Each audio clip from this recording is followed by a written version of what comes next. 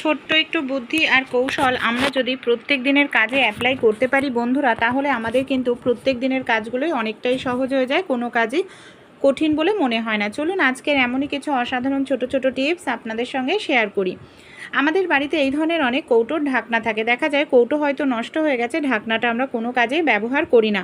তা এই যে আমাদের তেলের বোতলগুলো, অনেক সময় তেল ঢালতে গিয়ে দেখা যায় বেশ কিছুটা তেল আমাদের পড়ে যায়, আর তেল পড়ে গেলে দেখা যায় যে জায়গাটায় তেলটা পড়ে বোতলের গা চুইয়ে চুইয়ে সেই জায়গাটা আমাদের একেবারে না নোংরা হয়ে যায়, তেল চিটচিটে হয়ে যায়। তাই এই ধরনের ঢাকনার উপরে আপনারা বোতলের শিশিটা রাখুন, আর জায়গা নোংরা হবে না।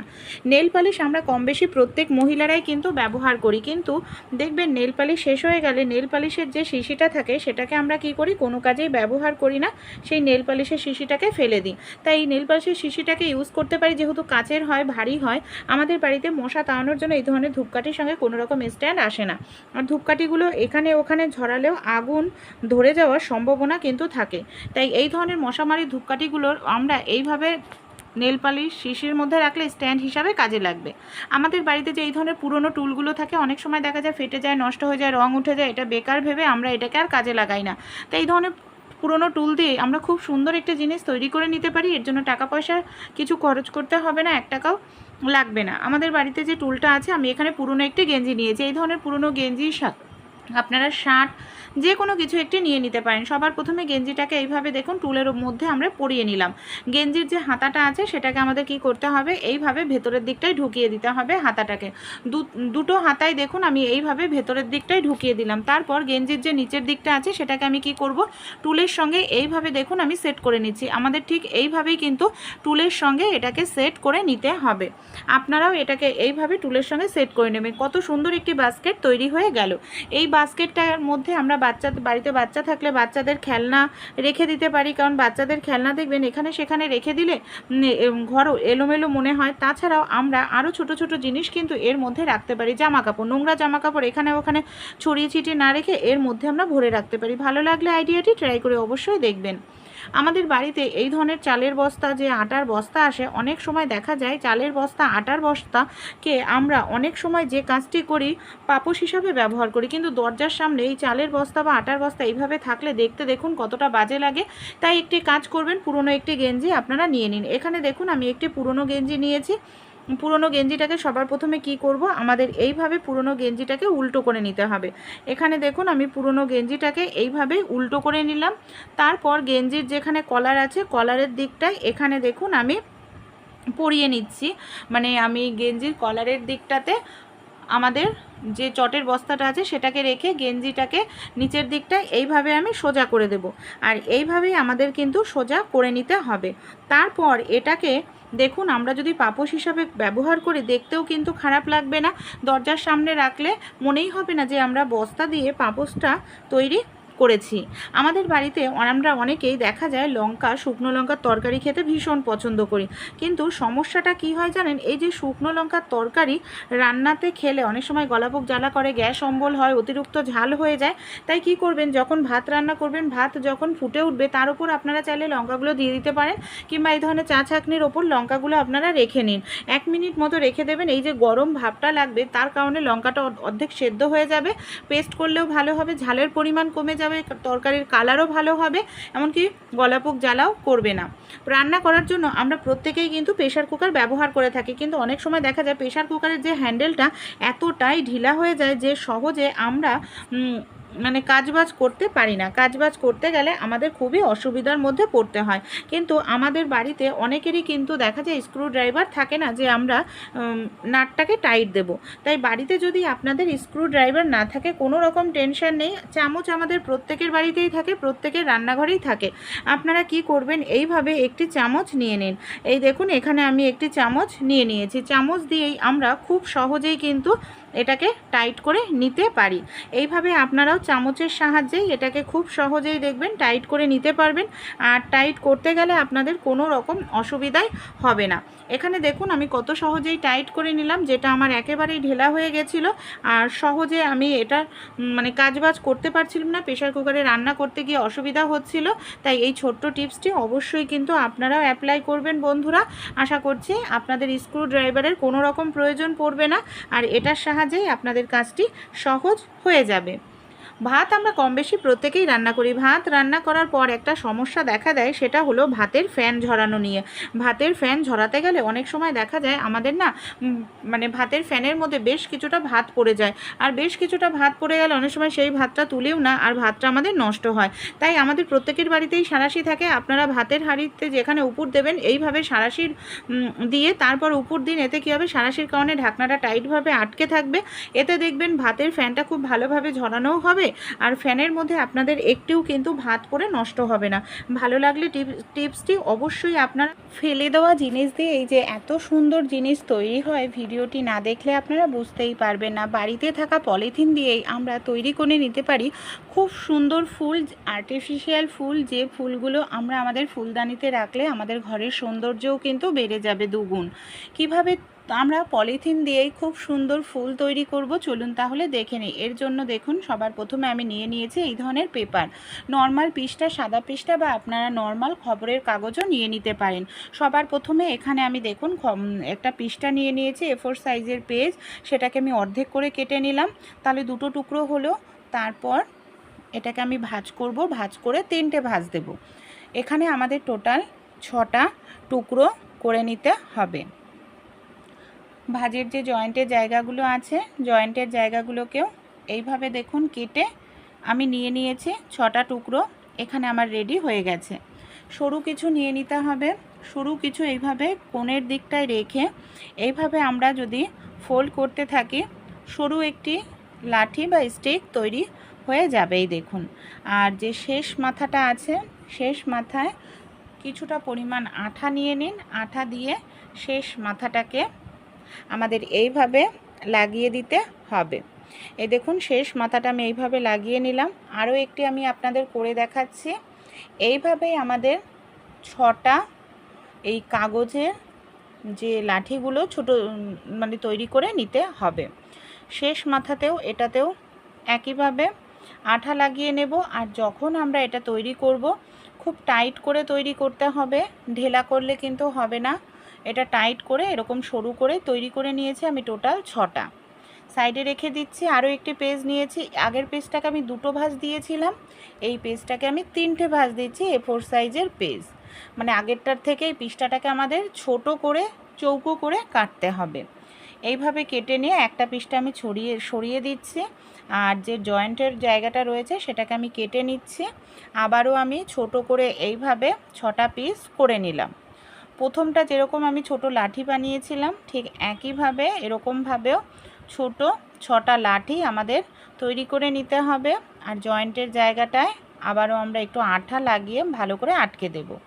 এইভাবেই চলুন ছোট 6টা এরকম কাগজের লাঠি মতো আমরা তৈরি করে নিই। এই যে তৈরি হয়ে গেছে। এবার আমরা কি করব, এটাকে আমরা সাইডে রেখে দেব। 6টা বড় তৈরি করেছি আর 6টা ছোট। আমাদের বাড়িতে যে পলিথিন থাকে, আপনারা যে কোনো পলিথিন ব্যবহার করতে পারেন, ফুল যে কালারের পছন্দ। এখানে আমি সাদা কালারের পলিথিন নিয়েছি, এটা দিয়ে ফুল তৈরি করব। সাদা কালারের পলিথিনটাকে সবার প্রথমে নিচে যে জয়েন্টের জায়গা আছে কেটে নিলাম। সবার প্রথমে বড় কালারের লাঠিটাকে এইভাবে ধরে নিতে হবে, তারপর সেটা দিয়েই আমাদের মাপ দিয়ে নিতে হবে। পুরো একদম মাপ করে নিয়ে তারপরেই আমরা কাটবো, ছোট বড় যাতে না হয় সেটা অবশ্যই আপনারাও কিন্তু খেয়াল রাখবেন। এইভাবে আমরা কেটে নেব। তারপর জয়েন্টের যে জায়গা আছে, জয়েন্টের জায়গাটাকে আমাদের কেটে নিতে হবে। আর এই পলিথিনটাকে আমরা 6টি টুকরো করে নেব। এইভাবে ভাঁজ করে নিয়েছি। ভাঁজ করে নেওয়ার পর আমরা এটাকে 6টি টুকরো দেখুন এইভাবে আমি করে নিচ্ছি। এবার আমরা কি করব, যে লাঠিগুলো তৈরি করে রেখেছিলাম, এখানে আমি বড় একটি লাঠি নিয়ে নিচ্ছি। 6টা লাঠি বড় নিতে হবে, যেহেতু এই পলিথিনটা বড়। এবার লাঠিটাকে পলিথিনের ওপর রেখে এইভাবে আমাদের ঘুরিয়ে নিতে হবে। কিছুটা ঘুরিয়ে নেওয়ার পর পলিথিনের নিচের দিকটা এইভাবে কুচির মতো ভাঁজ করতে হবে। আর পলিথিনের ওপরের দিকটা যেখানে কাগজের লাঠিটা রেখেছি এইভাবে আমাদের ঘুরিয়ে নিতে হবে। তাহলেই খুব সুন্দর ফুলের পাপড়ি এখানে আমাদের তৈরি হয়ে যাবে। তারপর এটাকে এইভাবে ধরে নিয়ে সুতোর সাহায্যে খুব ভালো করে টাইট করে এটাকে আমরা এইভাবে বেঁধে নেব। দেখুন এখানে আমার দুটো রেডি হয়ে গেছে। আর এইভাবেই বাকিগুলোকেই আমরা তৈরি করে নেব। তাহলেই খুব সুন্দর সবার প্রথমে ফুলের পাপড়ি আমাদের কিন্তু অটোমেটিক্যালি তৈরি হয়ে যাবে। এই দেখুন, আরও একটি আমি আপনাদের বোঝানোর জন্য দেখিয়ে দিচ্ছি। কিছুটা পরিমাণ গুটিয়ে নেওয়ার পর এখানে আমি এইভাবে মানে যে পেপারের ইটা সেটাকে বাঁকিয়ে নিলাম। তাহলেই খুব সুন্দর ফুলের পাপড়ি আমাদের তৈরি হয়ে গেল। আর নিচ থেকে সুতো দিয়ে এইভাবে আটকে নিলাম। এইভাবে বড় আমি 6টা করে নিয়েছি, আর ছোট যে 6টা লাঠি আছে সেটাও করে নিয়েছি। এখানে আমার সব পাপড়িগুলো কিন্তু রেডি হয়ে গেছে। এবার আমি গ্রিন কালারের একটি পলিথিন নিয়ে তার মধ্যে সুতো কিছুটা কাগজ ঢুকিয়ে সুতো এইভাবে ভালো করে পেঁচিয়ে নেব। তারপর যে নিচের অংশটা আছে, নিচের অংশটাকে আমরা এইভাবে কেটে নিচ্ছি। তারপর আমাদের যেটা করতে হবে, এখানে আমি সাদা কালারের একটি আবারও পেপার নিয়ে এইভাবে স্টিক লাঠি তৈরি করে নিলাম। সেটাকে এবার আমরা কি করব, তার ওপরে এইভাবে একটি একটি করে পাপড়ি আমরা রাখতে থাকব। দেখুন, আর সুতো দিয়ে সেটাকে টাইটভাবে আটকে নেব। সবার প্রথমে ছোট পাপড়িগুলোকে আমরা রাখব। তারপর আমরা বড় যে পাপড়িগুলো আছে সেগুলোকেও এইভাবে আমরা জয়েন্ট করব। এইভাবেই আমাদের সবগুলোকে জয়েন্ট করতে হবে। এই দেখুন, সুতো দিয়ে আমি এখানে টাইট করে এটাকে লাগিয়ে নিচ্ছি। এইভাবেই আমি দেখুন ছোট বড় পাপড়িগুলোকে লাগিয়ে নিয়েছি। মাঝখানটায় আমি এখানে কিছুটা পরিমাণ দিয়ে দিচ্ছি আঠা দিয়ে এইভাবে যে আমি সবুজ কালারের একটি পুঁটলি তৈরি করেছিলাম, সেই সবুজ কালারের পুঁটলিটাকে আমি এখানে লাগিয়ে নিলাম আঠার সাহায্যে। এবার আমরা কি করব, এই যে আবারও সাদা কালারের একটি লাঠি তৈরি করেছি, সেই লাঠিটাকে এখানে আমাদের মাঝখানে আঠা দিয়ে ফুলের সঙ্গে লাগিয়ে নিতে হবে। এইভাবে আপনারাও একবার বাড়িতে ফুল তৈরি করে দেখুন, ফুলদানিতে সাজাতে পারবেন, ঘর ভালো লাগবে দেখতে। তাছাড়াও টাকা পয়সা খরচা করতে লাগছে না, ভ্যারাইটিস কালারের বানিয়ে ফুলদানিতে রাখুন, দেখতে অপূর্ব লাগবে। আপনারাও অ্যাপ্লাই করবেন, আশা করছি উপকার পাবেন। আমাদের প্রত্যেকের বাড়িতেই কিন্তু প্রেশার কুকার থাকে। প্রেশার কুকারের সাহায্যে আমরা জামা কাপড় আয়রন করে নিতে পারি, কোনো রকম আমাদের ইলেকট্রিক খরচ লাগবে না। কিভাবে আমরা প্রেশার কুকারের সাহায্যে জামা কাপড় আয়রন করব, প্রেশার কুকারে সামান্য পরিমাণে জল দিয়ে আমি ঢাকনাটা বন্ধ করে প্রেশার কুকারটাকে ভালো করে গরম করে নিচ্ছি। এখানে এই টিপসটি অ্যাপ্লাই করব তখনই যখন আমাদের খুবই এমার্জেন্সি হবে, কারেন্ট থাকবে না, আমরা কারেন্ট দিয়ে আয়রন করতে পারবো না, ইস্ত্রি দিয়ে ব্যবহার করতে পারবো না জামা কাপড় আয়রন করার জন্য। এই ধরনের অনেক জামা কাপড় থাকে, দেখা যায় গরমকালে একবার পরার পরেই ঘামের গন্ধ হয়ে গেছে, নোংরা হয়ে গেছে। তাই একটি কাজ করুন, ধোয়ার প্রয়োজন নেই, একদম ফ্রেশ হয়ে যাবে জামা আপনাদের। সে সামান্য পরিমাণ খাবার সোডা আর পাউডার দিয়ে ভালোভাবে মিশিয়ে দিন। যে জামা কাপড় আপনারা হয়তো একবার পরেছেন, দেখছেন জামাটা ঘামের গন্ধ হয়ে গেছে, কিন্তু জামাটা পরে কোথাও যেতে হবে, এমার্জেন্সি, জামা ধুলেও শুকাবে না, তখন আপনারা এই খাবার সোডার পাউডার দিয়ে একটি চা ছাঁকনি নিন, খুব ভালো করে এইভাবে জামার ওপরে চা ছাঁকনি দিয়ে মিশ্রণটা ছড়িয়ে দিন, তাহলে সব জায়গায় মিশ্রণটা ভালোভাবে পড়বে। এখানে আমরা যে পাউডারটা ব্যবহার করছি ঘামের দুর্গন্ধ দূর করবে, আর খাবার সোডা বেকিং সোডা ব্যাকটেরিয়া জীবাণুকে ধ্বংস করবে। খুব ভালো করে এটাকে এইভাবে লাগিয়ে দিয়ে আমাদের 5 মিনিট রেখে দিতে হবে। 5 মিনিট পর এটাকে আপনারা খাবার সোডা আর পাউডারটাকে ভালো করে ঝেড়ে পরিষ্কার করে নিতে হবে। এবার আমরা কি করব, যে আমরা প্রেশার কুকারটা গরম করে নিয়েছিলাম জল ঢেলে, সেই প্রেশার কুকারটাকে নিয়ে নেব। সেই প্রেশার কুকারটা দিয়েই আমরা আমাদের কোচকানো জামা খুব সহজেই আয়রন করে নিতে পারি। বাড়িতে যদি কারেন্ট না থাকে, আর এমন অনেক জামা কাপড় থাকে যেগুলো পরে কোথাও যেতেই হবে, তখন আপনারা এই টিপসটি ফলো করবেন, দেখবেন জামা কাপড়ের কুচকানো ভাব দূর হয়ে যাবে, একদম আয়রন করার মতো জামা কাপড় আপনাদের একদম ফ্রেশ হয়ে যাবে। এইভাবে দেখুন আমি কত সুন্দরভাবে এখানে জামা কাপড় যে কোচকানো ভাবটা আছে সেটা আমরা দূর হয়ে যাচ্ছে। কেমন লাগলো আইডিয়াটি অবশ্যই কমেন্ট করে জানাবেন। যদি ভালো লেগে থাকে আপনারা নিজেরাও কিন্তু একবার হলে অ্যাপ্লাই করে দেখবেন।